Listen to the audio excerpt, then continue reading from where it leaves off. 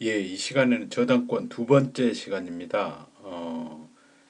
아주 중요한 것들인데요. 근저당권, 그다음에 공동저당, 저당권이 침해됐을 때의 구제 방법, 그다음에 저당권을 양도하거나, 그다음에 그 담보로 제공하는 거, 그다음에 저당권의 소멸 이렇게 보겠습니다. 예, 근저당이라고 하는 것은 등기부에 등기부 을구의 채권액 대신 그 채권의 최고액을 기재하는 저당권입니다. 그래서 이 근저당은 그 계속적 계약 관계로부터 발생하는 채권들, 다수의 불특정한 채권들을 한꺼번에 담보하는 저당권입니다. 예를 들어서 갑이 을의 공장에 1년간 원료를 공급하고 매달 5일에 그 전달치 대금을 받기로 하고 채권 최고액 1억 원의 근저당권을 설정한 경우, 예, 그런 것들이 그럴 때 이제 이렇게 그 근저당권을 설정해 놓으면은 그 채권이 발생할 때마다 저당권 설정 등기를 하고 소멸하면 말소하고 또 발생하면 또 설정하고 이렇게 하는 것보다 훨씬 편리하죠.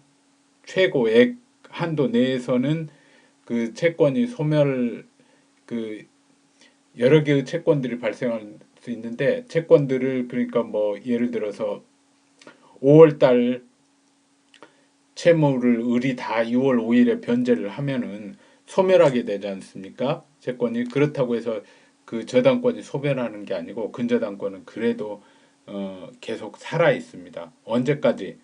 1년간 하기로 했으니까 1년간 이 근저당권은 어, 존속하기로 한다라는 약정이 있는 거죠, 실질적으로.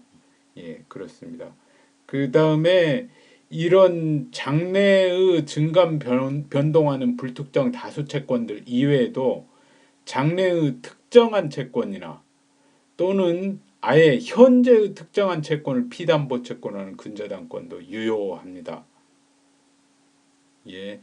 그래서 그 통상의 저당권보다도 이런 경우에는 이제 통상의 저당권을 설정할 수도 있습니다만은 이렇게 근저당권, 채권 최고액을 정해 놓는 근저당권을 설정해 놓으면은 통상의 저당권은 1년 지연배상, 그러니까 손해 채권을 변제기에 변제하지 않으면 이제 그 지연 손해금이 발생하죠. 그 다음 날부터. 근데 통상의 저당권은 그 지연 손해금은 1년만 담보를 해요. 그 이상 지연이 돼버리면 그에 대해서는 이제 저당권이 우선 변제권을 얻게 되거든요. 근데 근저당권은 이런 제한이 없습니다. 채권 최고액 내이기만 하면은 뭐 3년이 됐건 5년이 됐건 다 그 우선 변제권이 있는 거니까요. 근저당권자에게. 그래서 어 그냥 통상의 저당권을 설정하기보다는 대부분은 근저당권을 설정하고 있습니다. 그리고 피담보 채권이 장래의 불특정 다수 채권인 경우에는 피담보 채권이 확정되기 전에는 아까 말씀드린 대로 피담보 채권이 소멸하여도 근저당권은 존속하고 그 다음에 이 피담보 채권을 또 양도를 할 수가 있겠죠. 6월 5일이 이제 그 5월 달 그 채무 변제일인데 그 전에 6월 4일이나 6월 3일에 그 갑이 병이라는 사람한테 내가 이 5월 달 채권 내가 8천만 원 있으니까 당신한테 양도한다 하고 그걸 이제 갑이 그 을에게 채무자 을에게 통지를 하면 이제 을은 이 병에게 채무를 변제해야 되거든요. 근데 그렇게 그 피담보 채권을 양도를 했더라도 이 근저당권도 함께 가는 게 아니에요. 근저당권은 계속 살아 있는 겁니다. 그 갑과 을 사이에. 왜냐하면 또 을의 채무는 또 발생할 거니까요. 예, 그래서 그런 점이 중요한 특징입니다. 예, 다음 화면에서 그 근저당권이 등기부에 어떻게 기재되는지, 통상의 저당권과 어떤 차이가 있는지를 구체적으로 보도록 하겠습니다. 예, 이 화면 그림은 동일한 현재의 확정 채권에 대해서 근저당권 설정하는 거하고 통상의 저당권 설정하는 걸 이렇게 표시를 해봤습니다. 어, 그 근저당권을 설정하면은 이렇게 채권 최고액이 기재가 되죠. 1억 4천.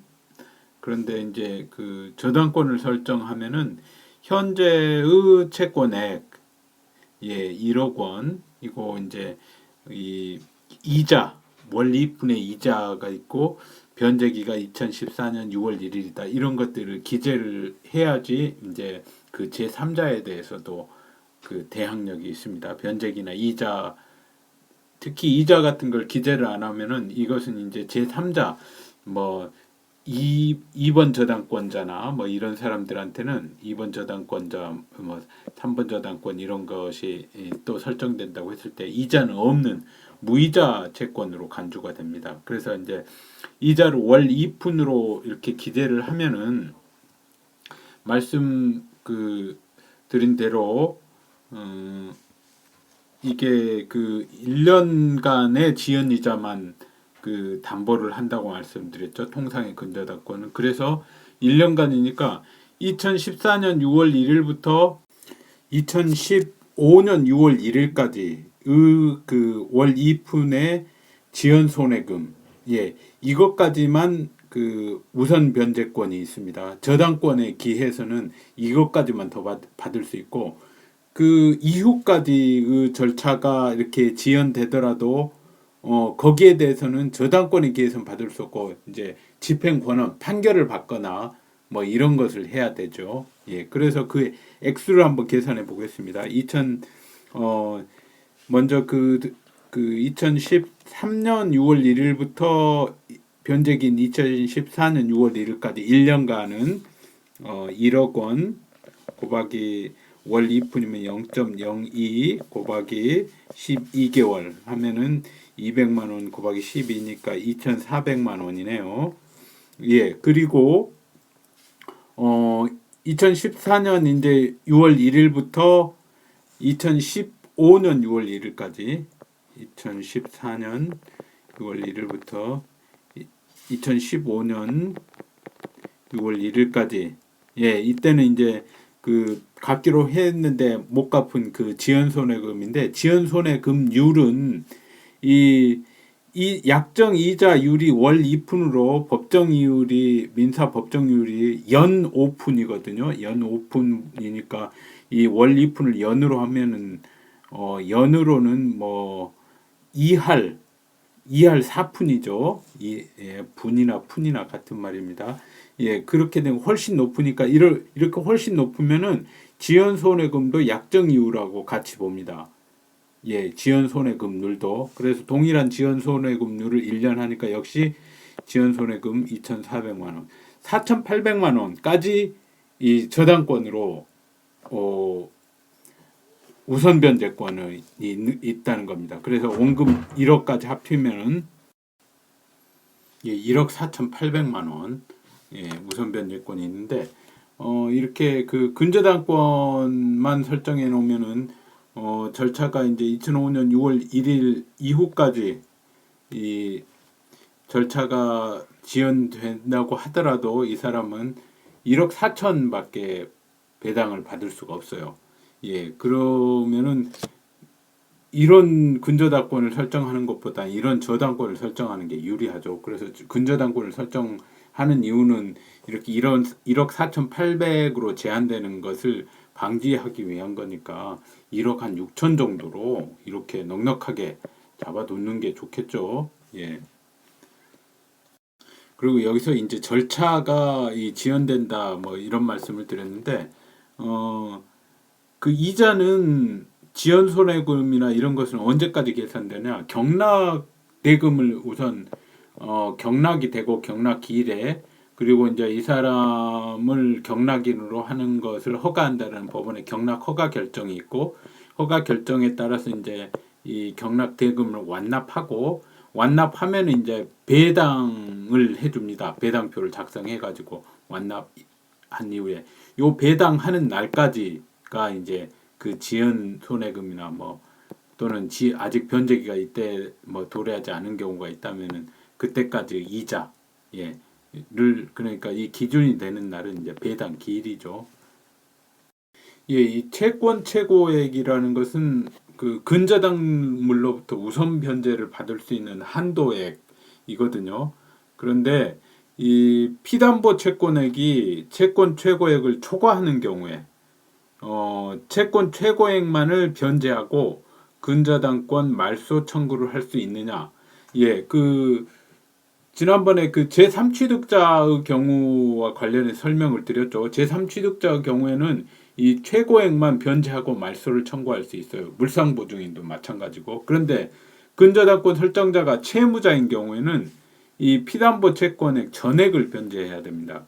그게 무슨 말이냐 하면은 이해를 하셔야 돼요. 암기만 하실 게 아니라 예를 들어서 뭐 1억 원의 그 채권 최고액을 하고 1년간 이제 계속적 거래를 하기로 했다고 합니다. 근데 어느 순간에 예상외로 그 근저당권 설정자가 예상은 설마 뭐 채무가 예를 들어서 갑이 을에게 그 원료를 공급하고 매달 이제 저기를 받기로 금액을 대금을 받기로 했는데 어느 달엔가는 굉장히 평소보다 많이 해가지고 뭐 1억 4천이 됐다고 뭐 하거나 뭐 그래요. 그래서 뭐 제일 마지막 달에 이제 그랬다고 칩시다. 1년간 거래하기로 했는데 제일 마지막 달에 1억 4천이에요. 그럼 피담보 채권은 1억 4천이란 말이에요. 근데 채권 최고액은 1억 원일 뿐이고 이랬을 경우에 근저당권 설정자니까 그러니까 채무자인 경우라면 공장주가 이거 채권 최고액은 1억 원이니까 나 1억 원 지급했으니까 이 근저당권 말소하라 이렇게 할 수 없다는 거예요. 근데 근저당권의 설정자가 물상보증인 을이 아니라 뭐 병이거나 뭐 그런 경우 제3자인 경우 그 다음에 또는 제3취득자인 경우 이 근저당물을 을로부터 또 뭐 병이 샀다거나 이럴 경우에는 이런 사람들은 채권 최고액 1억만을 그 갑에게 변제하고 이제 근저당권 말소하라라고 법적으로 청구를 할 수 있는데 을의 경우에는 을이 자기 물건에 대한 경우에는 1억 원만 지급하고는 말소 청구를 못 한다는 겁니다. 채권 최고액 전액 채권 최고액이 아니라 피담보 채권액 전액을 변제해야 된다는 말입니다. 예, 근저당권에서는 이제 피담보 채권의 확정이라는 개념이 중요합니다. 피담보 채권이 확정됐다는 말은 그 확정된 이후에 발생한 원본 채권은 그 근저당권으로 담보되지 않는다는 말이거든요. 예를 들어서 아주 전형적인 확정 경우에는 1년간 거래를 하기로 해가지고 그 1년이 딱 됐으면 그 순간 그 이후부터는 설사 어떤 일로 발생을 했더라도 원칙적으로는 그건 담보하지 않죠. 그게 확정이라는 건데 그렇게 확정이 되면 이제 근저당권이 뭐 부정성도 가지게 되고 수반성도 취득하죠. 왜냐하면은 피담보 채권이 이제 확정된 이후로 확정된 피담보 채권이 변제가 되면은 근저당권도 소멸이 되고 그다음에 확정된 피담보 채권이 양도되면은 근저당권도 이제 이전 등기하면은 이전될 수 있는 거죠. 예. 그래서 그럼 어떤 경우에 확정이 되느냐? 예, 첫 번째로는 말씀드렸듯이 약정 확정 시기의 도래. 1년간 거래하기로 했으면은 1년 후에 그 도래의 종기가 말하자면 확정 시기이기도 하죠. 거래 기간의 종료니까. 그다음에 소유자하고 목적물 소유자, 뭐 물상보호증인이 될 수도 있고, 뭐 채무자가 될 수도 있고, 이런 소유자와 근저당권자의 합의가 있으면 지금부터 이제 확정시키기로 하고 거래 그만하기로 합시다. 설사 이제 1년간 하기로 했다고 무슨 사유로 뭐 6개월 만에 중단하기로 합의하면은 그때 확정이 되는 거죠. 그 다음에 확정 시기를 정하지 않은 경우가 있을 수 있어요. 뭐 거래 기간을 뭐 몇 년으로 한다는 말 없이 그냥 했을 경우에, 그럴 경우에는 목적물 소유자, 그러니까 근저당권 설정자가 되겠죠. 언제든지 확정시켜 버릴 수 있습니다. 말하자면 이제 거래 그만하겠다는 거죠. 그리고 그 계속적인 거래 관계를 그만하겠다는 것이나 다름이 없죠. 확정하겠다는 것은 해지라고, 근저당권 그런 설정 계약의 해지라고 표현을 하기도 합니다. 이런 것을. 그다음에 그 확정 시기를 정했다고 하더라도 그 1년간 하기로 했는데 무슨 사유로 인해서 상당한 기간 동안 거래가 없어요. 여기 보시면 상당한 기간 동안 거래가 없어 새로운 채무 발생이 없고 앞으로도 거래를 계속 할 수 없는 어떤 객관적인 사정이 있고, 그 다음에 채무자도 더 이상 계속 거래 의사가 없는 경우에는 그 확정시켜 버릴 수가 있습니다. 이럴 경우에도 채무자 측에서 또는 뭐 물상보증인도 이 채무자의 확정권을 원형할 수가 있고요. 그 다음에는 또 중요한 게 예를 들어서 5월달 매 그 전달에 거래 대금을 그달 5일에 주기로 했는데 그걸 안 줘요. 그러면 6일에 5일을 지나서 그 이행 지체가 발생했으니까 6일에 경매를 신청해 버릴 수가 있습니다. 그 근저당권에 기해서 계속적 거래는 뭐 1년 후에 하기로 했었지만은 이행 지체가 발생해 버리니까, 그러면 경매 신청 시에 근저당권자가 설정하면은 이것도 이제 더 이상 이제 거래를 않겠다는 그런 의사 표시로 간주하고 법에서 경매 신청 시에 이 확정이 되는 걸로 봅니다. 그래서 경매 신청한 후에 또 그 후에 채권이 발생했더라도 이 담보가 되지 않습니다. 경매 신청하면은 이제는 그만 거래를 해야 돼요. 아니면은 또 별도의 합의를 목적물 소유자와 한 달치 다른 의사 표시가 없으면 경매 신청한 걸로 그 후에는 설사 채권이 발생하더라도 담보가 되지 않는 거고요. 그 다음에 근저당권 이외의 또 다른 채권자가, 근저당권자 본인 이외의 또 다른 채권자가 있을 수 있죠. 그럼 다른 채권자도 자기한테 목적물 소유자가 채무를 불이행했다 해가지고 또 그 목적물에 대해서 뭐 경매를 신청한달지 이렇게 해버릴 수가 있거든요. 이랬을 때는 그 사람의 경매 신청 시에 바로 확정돼 버린다고 하면은 너무나 부당하니까 그 후에 언제 확정되느냐? 요건 근저당권이 자기의 근저당권이 소멸하는 때, 바로 그 경매로 인한 경매 절차에서 매각대금, 매수인이 정해져 가지고 매수인이 매각대금을 완납했을 때, 그때 소멸합니다. 근저당권 이해의자가 신청했을 경우에는. 이제 공동저당에 대해서 보겠습니다. 공동저당이라는 것은 동일한 채권을 담보하기 위해서 여러 개의 부동산에 관하여 저당권을 설정하는 것을 말합니다. 그래서 목적물 수만큼의 여러 개의 그 목적물 수만큼의 저당권이 성립하죠. 여기서 동일한 채권은 이제 하나의 채권이 아니라 여러 개의 채권일 수도 있고요. 그림을 보면서 보도록 하겠습니다. 지금 이 토지, 지금 여기 있는 이 토지하고 이건 이제 서울에 있는 토지거든요. 그 다음에 이 아래 부분에 있는 토지의 을구인데 이건 이제 부산에 있는 토지입니다. 이건 부산에 있는 토지인데 잘 보시면은 근저당권자가 동일하죠. 그리고 채권 최고액도 동일합니다. 근저당권자 이 박수정이라는 사람 뭐 주민등록번호나 그다음에 여기도 근저당권자가 박수정이라는 사람하고 주민등록 이 동일한 사람이거든요. 이 동일한 사람이고 채권 최고액도 3억 원, 뭐 3억 원이고 보시면은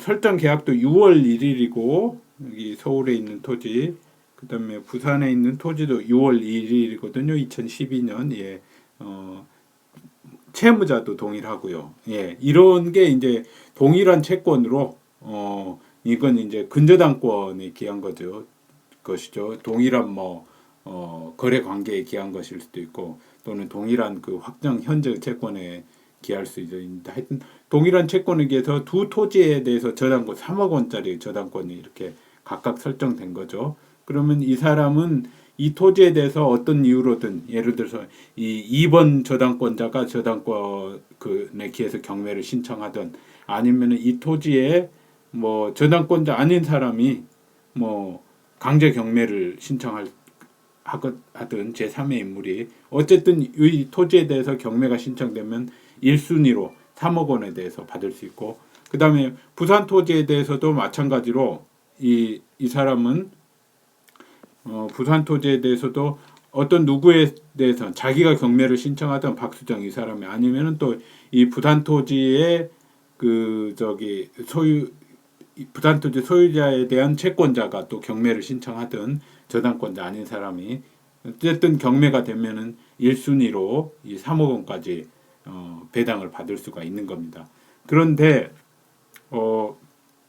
이런 권리가 있는데 이런 그 공동저당의 경우에 대해서 어떻게 이제 배당을 받느냐 3억 원인데 같은 3억 원을 한꺼번에 6억 원을 받을 수는 없지 않습니까? 그래서 이 사람이 이제 이 채무자 김현석이라는 사람이 돈을 갚지 않으면은 이제 그 저당권을 실행을 할 수가 있겠죠. 이렇게 했을 때 두 토지에 대해서 동시에 실행할 수도 있고 이 사람은 자유입니다. 아니면은 한 토지 먼저 하고 부산 토지 먼저 하고 그 다음에 또 뭐 서울 토지 하고 이렇게 할 수도 있고 자유거든요. 그런데 그렇게 했을 때 어떻게 변제받느냐에 대해서 368조가 규정을 하고 있습니다. 한번 읽어보도록 하죠. 1항부터 보겠습니다. 1항은 동일한 채권의 담보로 수개의 부동산의 저당권을 설정한 경우에 곧 공동저당을 말하는 거죠. 그 부동산의 경매 대가를 동시에 배당하는 때에는 각 부동산의 경매 대가에 비례하여 그 채권의 분담을 정한다. 예, 동시에 배당하게 되려면 이제 동일한 절차에서 경매가 진행돼야 되니까 한꺼번에 경매를 신청해야 된다는 얘기죠. 예, 그래서 동시에 경매 신청하면 이제 동시에도 이렇게 배당이 되는데, 예, 지금 사례에서는 이제 서울하고 부산 이 경매 관할 법원은 그 부동산의 소재지 법원이거든요. 그래서 원칙적으로는 이게 서울에 있는 법원하고 부산에 있는 법원하고 각각 그 경매 관할 법원이 다르니까 이 경우에 이제 그 동일한 절차로 하려면은 하나의 법원에서 다른 법원으로 사건을 이송을 하게 됩니다. 그래서 이제 이송이 된다고 봐야 되죠. 그래서 이송돼서 동일한 절차에서 경매했을 경우에 박수정이 3억 원을 청구 금액으로 해서 이 서울 토지의 X 토지라고 하고 그 다음에 그 부산 토지 Y 토지에 대해서 경매 신청해서 서울 토지의 경매 대가는 2억 원, 부산 토지 그것도 2억 원이라고 합시다. 그러면은 그 박수정은 서울 토지 경매 대가에서는 1.5억 원, 3억 원에다가 2 플러스 2분의 2 이렇게 계산을 합니다. 그 다음에 부산 토지도 마찬가지로 계산해서 1.5억 원 이렇게 배당을 받게 됩니다. 그리고 만약에 이때 박수정이 이제 그 서울 토지를 먼저 경매 신청하면 2억 원을 3억 원까지 받을 수 있으니까 2억 원을 다 전부 다 배당받고 2순위 그 근저당권 최만이라는 사람은 하나도 못 받게 되죠. 아까 동시 배당했을 때는 1.5억 원이니까 2억 원 중에서 이 0.5억 원은 최만이가 받을 수 있었는데 여기 서울 토지부터 해버리면 하나도 못 받아야 돼요. 최만이는. 그래서 최만이는 이런 경우에는 이 부산 토지에 대한 이 3억 원 저당권 중에서 그 0.5억 원이 박수정의 이 0.5억 원 저당권이 최만희에게 이전이 됩니다. 이건 이제 법률의 규정이 등기하지 않더라도 자동으로 이전이 돼요. 그래서 최만희는 자기 이제 그 저당권에 기해서 경매 신청해서 여기서 부산 토지에 대해서 5억 원만큼 배당을 받을 수 있죠. 그리고 이제 그 박수정은 여기서 2억 원을 배당 받았으니까 1억 원만 남죠. 그래서 1억 원만 배당을 받을 수 있고요. 예, 이렇게 되는 겁니다.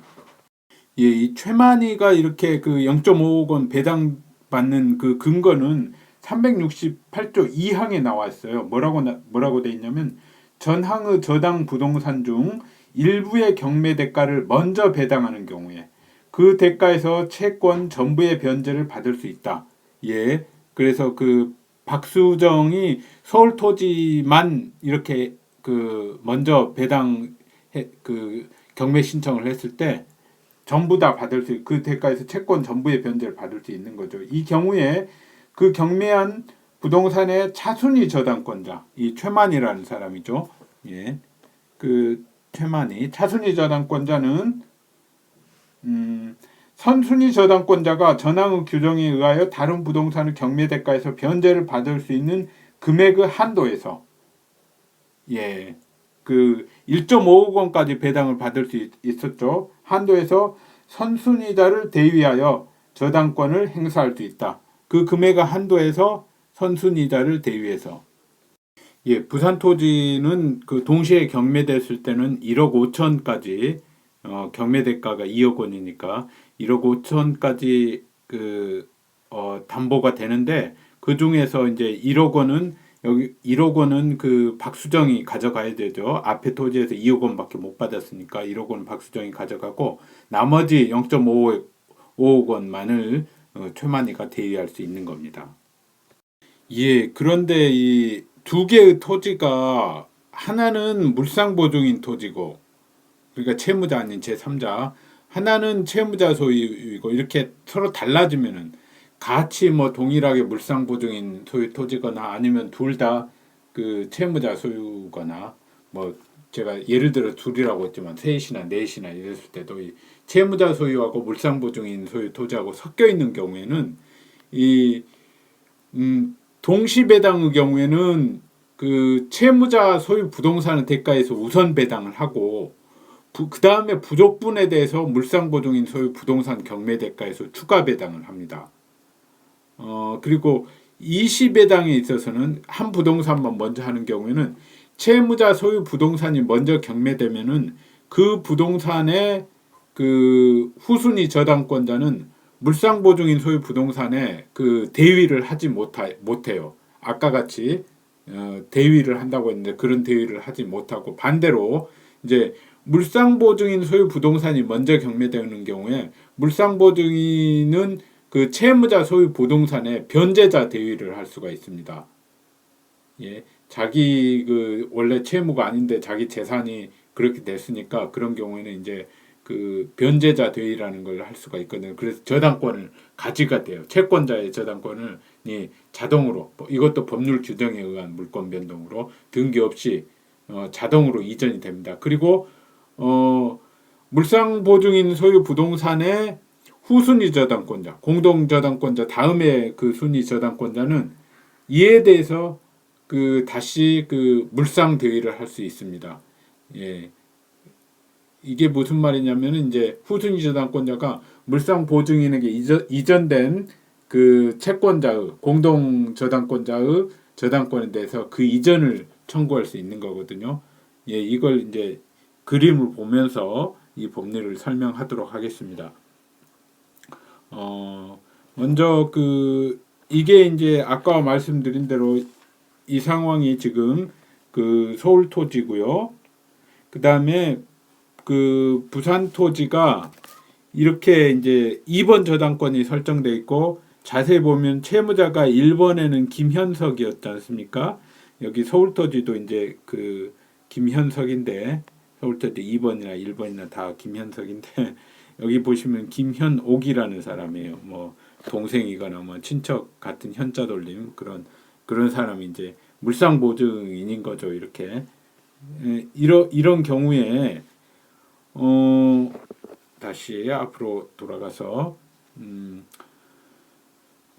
동시 배당의 경우에는 말씀드린 대로 채무자 소유 부동산의 대가에서 우선적으로 배당을 하고 부족분에 대해서 물상보증인 소유 부동산 경매대가에서 추가 배당을 하니까 서울토지를 먼저 서울토지하고 부산토지 중에서 서울토지에서 경매대가인 2억을 전부 다 박수정이 가져가고 그 다음에 박수정의 후순위 저당권자는 최만희는 하나도 못 가져가요. 그 다음에 부산토지 중에서 이제 3억 중에서 2억 빼고 나머지 1억만 박수정 배당하고 부산토지의 그 두 번째 저당권자 한수호 이 사람이 나머지 그 1억을 가져가게 되는 겁니다.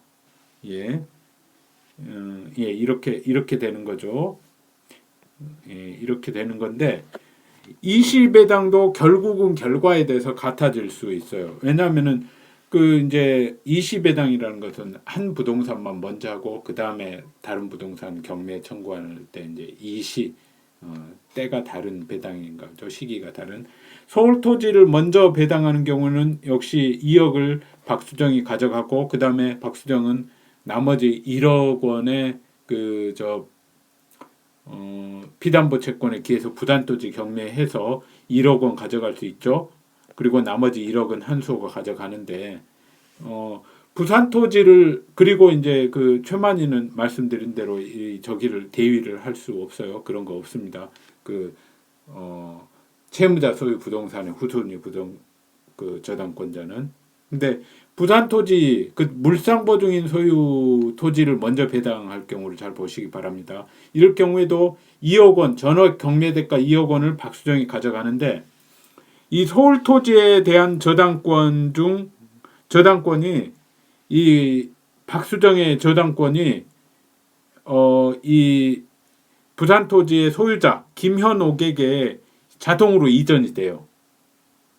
자동으로 이전이 돼요. 요 1번이. 그래서 나중에 그 1-1번 이 근저당권 설정 등기에 이전 등기도 청구할 수 있는데 1-1번으로 기재가 될 수 있는데 기재가 안 된다고 하더라도 역시 이 저당권의 근저당권은 이제 이 김현옥이 되는 거예요.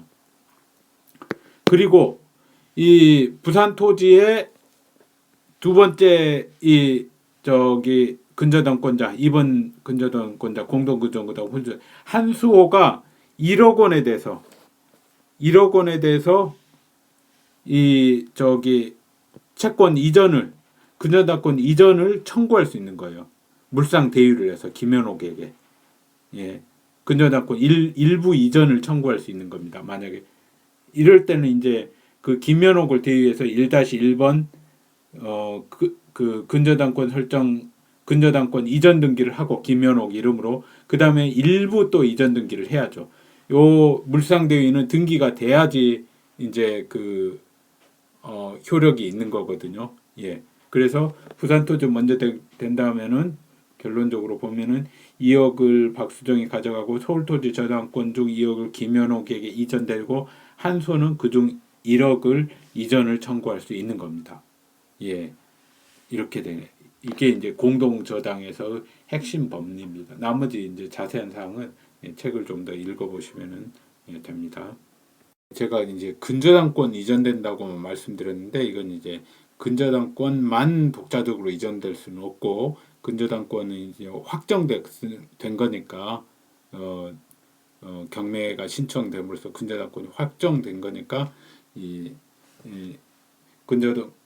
박수정 근저당권자 스스로 경매를 신청했으니 경매 신청 시 확정된다고 말씀드렸죠. 확정된 거니까 이제 피담보 채권과 함께 이전이 되는 거죠. 그리고 이 서울토지하고 그다음에 이 부산토지하고 이제 공동 근저당권이다. 공동 근저당의 관계가 있다라는 거. 이 채권 최고의 3억 원의 이 근저당권 이 1번 근저당권하고 그다음에 부산토지에 대한 이 1번 근저당권은 공동 근저당권의 관계에 있다라는 것은 뭐 이 채권 최고액이나 그다음에 뭐 채무자나 근저당권 이런 게 이제 동일하고 더구나 이제 공동 담보라고 아예 딱 이런 기재까지 되죠. 이제 이게 그 서울 관악구 신림동 몇 번지에 있는 토지하고 공동 담보다 이런 거죠. 그러면은 이 서울 관악구 신림동 몇 번지에 가보면 또 여기에 공동 담보가 뭐 부산 사상구 모라동 몇 번지에 토지하고 공동 담보다 이게 있으니까 명확히 알 수 있는데 설사 이 공동 담보라는 기재가 안 되는 경우가 있어요. 그 기재 신청을 안 한 경우 이런 기재 신청을 안 하고 공동 근저당권 취지 기재를 안 한 경우라고 하더라도 실제로 동일한 채권에 의한 담보라는 게 입증이 되면은 뭐 여러 가지 근거로 채권 최고액이나 뭐 설정 계약 그 등기한 날짜나 이런 것들을 미뤄봐서 그다음에 여러 가지 그 정황 증거나 이런 걸로 인정이 되면은 그 공동 저당 관계에 있다는 뜻을 기재하지 않았더라도 그건 이제 공동 그 저당 관계에 있는 겁니다. 그래서 만약에 그 목적물들의 소유권을 취득한 제3자는 이 피담보 채권이 3억 원 초과하더라도 예, 이건 그 3억 원만 변제하고 위 근저당권 설정 등기들의 말소를 청구가 가능합니다. 예를 들어 이건 이제 서울 토지하고 뭐 부산 토지였는데 가령 이제 서울에 있는 그 동일한 번지에 있는 토지하고 그 다음에 건물이 공동 근저당이었을 때 그때 이제 그 공동 담보라고 기재가 안 돼 있더라도 뭐 건물에는 토지 해가지고 같은 그 번지의 토지 이렇게 또 건물에는 같은 번지의 건물 위치상 건물 이런 공동 담보가 이거다라는 기재가 안 돼 있더라도 그건 이 저기니까 공동 그 저당 관계에 있으니까 제3취득자는 피담보 채권이 3억 원 초과하더라도 3억 원만 변제하고 말소 청구가 가능합니다. 예, 그런 판례가 있습니다. 교재에 이제 나와 있는데 그 뜻을 이제 제가 그림으로 설명을 안 드리면 좀 이해하기 어려울 것 같아서 말씀을 드립니다. 예, 저당권의 침해에 대한 구제를 보겠습니다. 저당권의 침해라는 것은 저당물의 교환 가치로부터 저당권자가 우선 변제받는 것을 위태롭게 하는 일체의 행위를 말합니다. 근데 이제 그 침해 꼭 규책 사유가 있을 필요는 없어요. 규책 사유가 없더라도 침해는 해당될 수 있습니다. 뭐 예를 들어 저당물이 멸실됐거나 훼손됐다거나 뭐 종물에도 저당권 미치는데 종물이 분리됐거나 뭐 반출되거나 이런 것들이 저당권의 침해라고 할 수 있죠. 거기에 대해서 이제 저당권 설정자 규책 사유가 있을 필요는 없습니다. 이제 규책 사유가 있느냐 여부에 따라서 이제 그 침해에 대한 구제 방법은 조금씩 다를 수가 있죠. 예를 들어서 방해 제거 예방 청구, 침해에 대한 구제手段으로 크게 네 가지가 있는데 저당물 방해 제거 예방 청구권하고 불법행위 손해배상 청구권, 담보물 보충 청구권, 즉시 변제 청구권, 이런 것들이 있습니다. 방해 제거 예방 청구권은 이제 그 뭐 소유물 방해 제거 청구권, 예방 청구권, 뭐 점유권 방해 제거 예방 청구권 이런 거에 봤듯이 그게 규책 사유가 상대방에게 방해 제거 예방 청구권의 상대방에게 규책 사유가 있을 필요는 없어요. 그래서 예를 들어서 저당권 설정 등기가 불법 말소된 경우 불법 말소된 다음에 이제 목적물이 제3자에게 이전되는 경우 누구를 피고로 삼을 것인가? 방해 제거 예방 청구권의 행사인데 그 말소 등기를 회복하는 것도 그 상대방은 누구냐? 그 회복 등기 신청 시의 소유자나 또는 불법 말소 행위자가 아니에요. 지난번에 말씀드렸듯이 등기 청구권의 상대방, 곧 그 등기 의무자는 그 등기부 상으로 그 손해가 그 표시되는 자거든요. 이때 이제 말소 등기가 회복돼 버리면은 그 저당권 말소 등기가 저당권 설정 등기 말소 등기가 회복되면은 그 당시에 말소된 당시에 소유자가 등기부상으로는 그 피해 손해를 입는 거죠. 그래서 말소 당시의 소유자입니다. 그게 피고이고 등기 의무자인 거죠. 그리고 또 그 책에 여러 사례가 나와 있습니다만은 피담보 채무가 변제됐음에도 불구하고 선순위 저당권에 피담보 채무가 변제됐는데 선순위 저당권 등기가 남아 있으면은 그 후순위 저당권자도 방해 제거 청구, 후순위 저당권 자기의 저당권의 방해 제거 청구로 그 등기의 말소 청구도 할 수 있습니다. 예, 물론 소유자도 이제 소유물 방해 제거 청구로 말소 등기 청구를 할 수 있겠죠. 그 다음에 이제 그 이런 방해 제거 저당권에 기한 방해 제거 예방 청구권 외에도 불법행위 손해배상 청구권 이런 경우 불법행위는 고의 과실이 있어야 되니까 그 침해에 상대방의 그 침해에 대해서 그 상대방이 고의나 과실이 있어야 됩니다. 고의 과실이 있고 그 침해로 인해서 저당권자가 손해를 입었으면은 불법행위가 되니까 손해배상 청구, 금전적인 손해배상의 청구를 할 수 있습니다.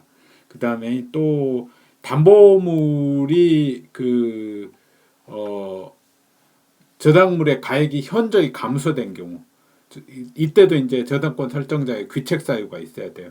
그런 경우에는 저당권자는 저당권 설정자에 대하여 그 원상 회복이나 또는 상당한 담보 제공, 다른 담보의 제공을 청구할 수 있는 거죠. 예. 그리고 즉시 변제 청구권이라고 하는 게 있습니다. 뭐냐면은 채무자가 담보를 손상시키거나 감소 또는 멸실하게 한 때는 기한의 이익이라는 것을 민법 총칙 부분에 배웁니다만은 그 주장하지 못하게 돼요. 그래서 그 예를 들어서 변제를 뭐 몇 개월 후에 하기로 했다고 하더라도 그 사이에 저당물이 소멸돼 버리거나 뭐 이렇게 했을 때 채권자는 즉시 변제를 청구하고 저당권을 실행할 수 있습니다. 그걸 즉시 변제 청구권이라고 합니다. 근데 뭐 그 저당물 소유자가 그러니까 저당권 설정자고 제3자에게 물건을 처분한 것 그런 경우에는 담보가 손상되거나 그런 게 아니죠. 감소 멸실이 아니죠. 왜냐하면은 제3자에게 갔더라도 여전히 그 물건에 대해서는 저당권은 소유자가 누구이든 간에 실행할 수 있으니까 그런 경우는 즉시 변제 청구권의 대상이 아닙니다. 담보가 손상 감소 멸시된 게 아니죠. 예, 이제 저당권의 처분을 보겠습니다. 저당권은 피담보 채권과 분리해서 타인에게 양도하거나 다른 채권에 담보로 하지 못합니다. 따라서 양도나 담보 제공하려면은 피담보 채권과 함께 해야 됩니다. 그래서 그게 피담보 채권과 함께 양도한다는 것은 저당권부 채권의 양도가 되는 거죠. 저당권이 붙은 채권을 양도하는 거고, 그 다음에 담보 제공한다는 것은 저당권이 붙은 저당권부 채권의 질권 설정, 채권을 담보로 설정하는 것을 이제 그 질권이라고 하거든요. 예, 질권은 공인중개사 시험 범위에 안 들어갑니다만 이렇게 시험 범위인 저당권이 관련돼서 저당권의 처분이면 이게 곧 저당권부 채권의 질권 설정이니까 이렇게 관련이 되기 때문에 출제가 될 가능성은 있는 거죠. 그 다음에 양도라고 하는 것은 양도를 구체적으로 살펴봅니다. 채권이 양도되면은 다른 특약이 없는 한 저당권도 이제 함께 양도하기로 하는 그런 그 의사가 있는 거죠. 근데 만일 채권만 명백하게 저당권은 놔두고 채권만 양도합니다라는 그런 합의가 있으면은 저당권은 채권만 양도돼 버리고 저당권은 피담보 채권이 없어져 버렸으니까 저당권은 소멸합니다. 그리고 함께 양도를 이제 보통의 경우 양도하면은 채권 양도의 그 요건 당사자 간의 의사 표시가 있어야 되고 그 다음에 채무자에게 대항하려면 말씀드린 대로 그 채권 양도한다는 사실을 양도인이 통지하거나 또는 채무자가 당신들의 채권들 사이에 채권 양도를 나는 승낙합니다라는 의사 표시를 해야 된다고 말씀을 드렸는데 이런 이 채권 양도의 요건과 저당권 이전의 요건을 각각 갖춰야 돼요. 저당권 이전되려면은 그 법률의 규정에 의한 것이 아니라 법률 행위에 의해서 당사자들의 저당권 양도 의사 표시에 의한 거니까 등기가 있어야 되죠. 그래서 채권 양도의 대항 요건을 갖추지 않은 채, 그러니까 채권 양도의 통지나 승낙을 말하죠. 저당권의 이전 등기를 마친 경우 대항 요건이 갖추어지기 전에 채무자가 채권 양도인에게 변제하면, 채권 양도는 양도인하고 양수인에게 사이에 일어났지만 그걸 채무자에 대한 대항 요건은 없으니까 채무자는 여전히, 양도인이 채무자에게는 채권자이거든요. 그래 양도인에게 뭐 계좌이체 해버린다든지 해버리면은 그건 유효하게 변제가 되는 거고, 그 다음에 저당권은 피담보 채권이 소멸해 버렸으니까 변제로서 저당권도 소멸하게 되는 거죠. 예, 그리고 담보 제공은 질권 설정자하고 질권자 간의 질권 설정 계약에 의해서 질권이 설정됩니다. 그리고 채권 증서가 있는 경우에는 그 증서를 이제 질권자에게 교부해야 질권 설정의 효력이 발생하고, 질권 설정됐다는 사실을 제3채무자에게 그 통지 또는 승낙을 해야 돼요. 이 채권에 대해서 질권을 설정했습니다라고. 예를 들어서 질권 설정자, 채무자가 여기 있고요. 보도록 하겠습니다. 채무자가 여기 있고, 그 다음에 이제 채권자가 있는데, 이걸 이제 이 채권을 가지고 있는데, 이 채권에 대해서 담보를 설정했어요. 이 채권자가 뭐 갑이라는 사람에게 돈을 빌리면서 그 담보로 자기가 1억 원 뭐 돈을 빌리면서 그 담보로 그 채무자에 대해서 가지고 있는 또 1억 원의 채권이 있는데, 요걸 담보를 설정했으면 요 담보 설정의 합의, 채권자 을이라는 사람하고 갑이라는 사람, 이거 채무자는 병이라고 하죠. 갑을 간에 담보 설정 합의를 하고, 그 다음에 이 질권을 설정했습니다라는 질권 설정에 합의하고 요걸 또 통지를 해줘야 돼요, 채무자에게. 예. 또는 채무자가 당신들 간의 질권 설정 합의를 내가 승낙합니다라고 승낙을 하든지. 그래서 이 통지 또는 승낙이 제3채무자인 대항 요건이고, 그 다음에 확정일자에 의한 통지 또는 승낙이 채권 양도에 대한 대항 요건하고 마찬가지죠. 그 확정일자에 의한 통지 또는 승낙이 제3채무자 이외의 제3자에 의한 대항 요건이다. 예를 들어서 이걸 이렇게 채권자가 갑에게 이미 질권 설정을 해준 다음에 그걸 또 뭐 정이라는 사람에게 아예 채권 양도를 해버린 경우에, 이걸 그 채무자에게 통지만 하고 뭐 그 확정일자를 갖추지 않은 경우, 예를 들어서 그 우체국에 의한 그 내용증명이 확정일자 효력이 있다고 했죠. 근데 내용증명이 아니라 보통 우편만으로만 뭐 1월 1일에 보내서 채무자에게 도달을 했는데, 그 다음에 1월 3일에 양도를 하고, 이번에는 이 내용증명 우편으로 통지를 할 때 확정일자를 이 사람이 갖췄으니까 요 갑은 질권을 취득을 못합니다. 이 을에서 갑으로 그 질권 설정은 확정일자에 의해서 통지가 되지 않았기 때문에 채무자에게는 대항을 하지만은 이 정에게는 대항을 하지 못해요. 예, 그래서 정이 우선합니다. 여기서 이제 채무자에게는 대항하고 정에게는 대항하지 못한다. 이 의미는 뭐냐면요, 이 채무자가 이 통지를 받은 다음에 변제기가 돼서 갑에게 변제를 뭐 1월 1일에 받은데 1월 2일에 변제를 해버렸다. 그 다음에 1월 3일에 양도 통지를 확정일자로 받았다고 하더라도 이 통지는 이제 이미 소멸해 버렸죠. 1월 2일에 유효하게 변제를 한 거죠. 이 사람은 통지 받은 대로 갑에게 이제 그 질권 설정자에게 변제를 하게 된 거니까 유효한 거고, 이건 효력이 없는데, 만약에 통지만 받은 상황에서 이제 1월 3일에 이걸 받았다면 그 후에는 이제 정에게 변제를 해야 된다. 그런 의미입니다.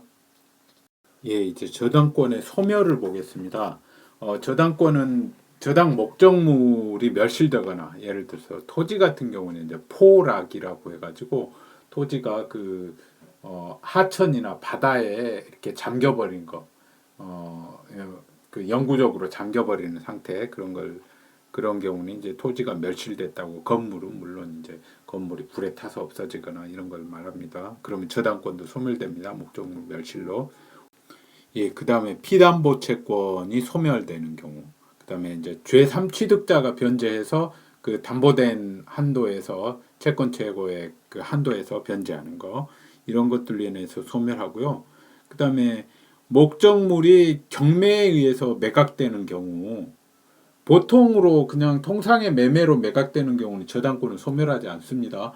예, 여전히 존재해요. 근데 경매가 되면은 경매도 일종의 매각인데 경매가 되는 경우에는 경락인이 저당권의 부담을 인수하는 게 아니라 저당권을 소멸해요. 소멸하고 그 순서에 따라서 이제 그 배당을 받는 거죠. 근데 이제 뭐 배당을 하나도 못 받을 수도 있죠. 저당권자이긴 하지만 순위가 뒤로 밀려가지고 어쨌든 소멸합니다. 하다는 못 받든지 어쨌든.